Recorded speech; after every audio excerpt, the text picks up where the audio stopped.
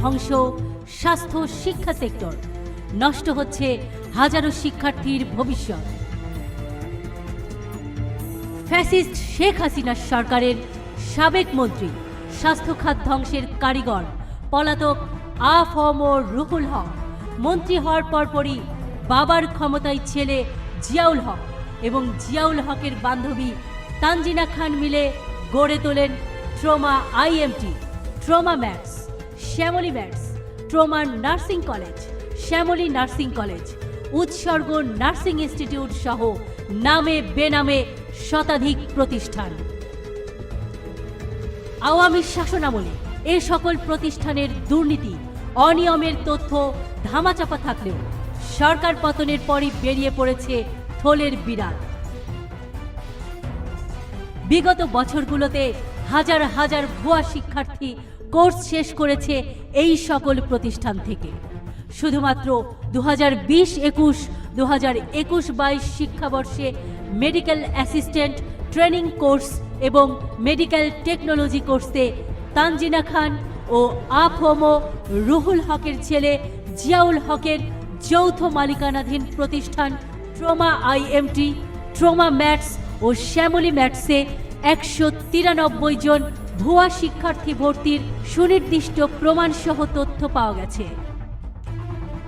বিগত আওয়ামী শাসনামলে 2016-17 শিক্ষাবর্ষ হতে হাজার হাজার ভুয়া শিক্ষার্থী স্বাস্থ্য অধিদপ্তর কর্তৃক জাতীয়ভাবে গৃহীত ভর্তি পরীক্ষায় অংশ না নিয়েও ভর্তি হওয়ার সুযোগ পেয়েছে। প্রশ্ন হলো, এত ভুয়া শিক্ষার্থীর ভর্তি, তথ্য যাচাই, রেজিস্ট্রেশন, একাডেমিক কার্যক্রম কিভাবে সম্ভব হলো? এখানেই রয়েছে কায়েস ম্যাজিক।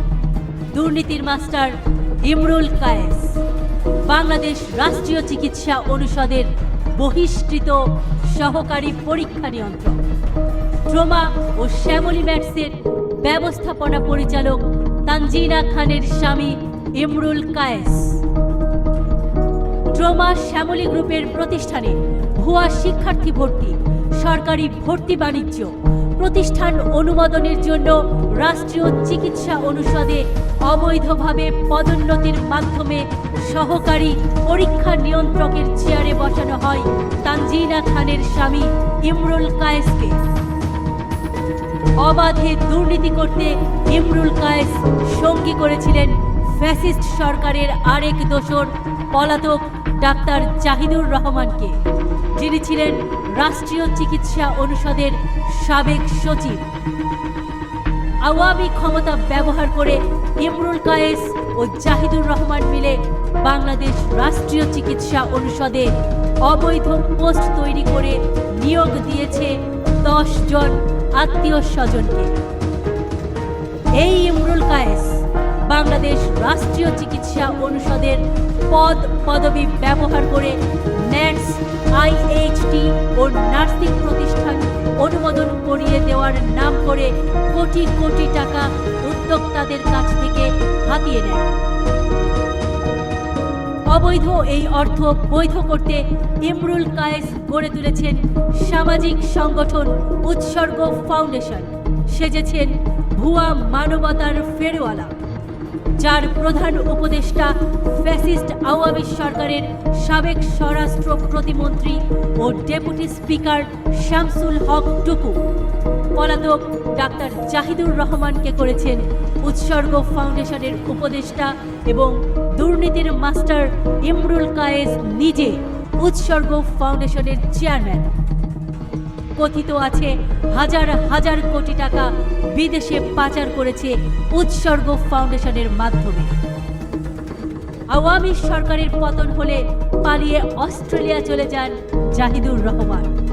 দুর্নীতির দায়ে বহিষ্কৃত হন ইমরুল কায়েস, কিন্তু বাংলাদেশ রাষ্ট্রীয় চিকিৎসা অনুষদে তাদের দৌরাত্ম্য এখনো বহমান। কায়েস জাহিদ সিন্ডিকেট ব্যবহার করে এখনো বহাল তবিয়তে তার অবৈধ কর্মকাণ্ড পরিচালিত হচ্ছে। নার্সিং প্রতিষ্ঠান অনুমোদন করিয়ে দেওয়ার প্রতিশ্রুতি দিয়ে 15 লক্ষ টাকা ঘুষ নেওয়ার অভিযোগ তদন্ত কমিটি কর্তৃক প্রমাণিত হওয়ায় ইতোমধ্যে ইমরুল কায়েসকে সাময়িক বহিষ্কার করেছে স্বাস্থ্য মন্ত্রণালয়। দুর্নীতি দমন কমিশনও তদন্ত শুরু করেছে। আওয়ামী ফ্যাসিস্টের অন্যতম শীর্ষ নেতা আফম ও রুহুল হক, তার ছেলে জিয়াউল হকের বান্ধবী তানজিনা খানের স্বামী ইমরুল কায়েস গংদের কাছ থেকে মুক্তি চায় স্বাস্থ্য শিক্ষা সেক্টর। সেই সাথে বৈষম্যমুক্ত বাংলাদেশে তাদের সর্বোচ্চ সাজাও চায় সাধারণ মানুষ।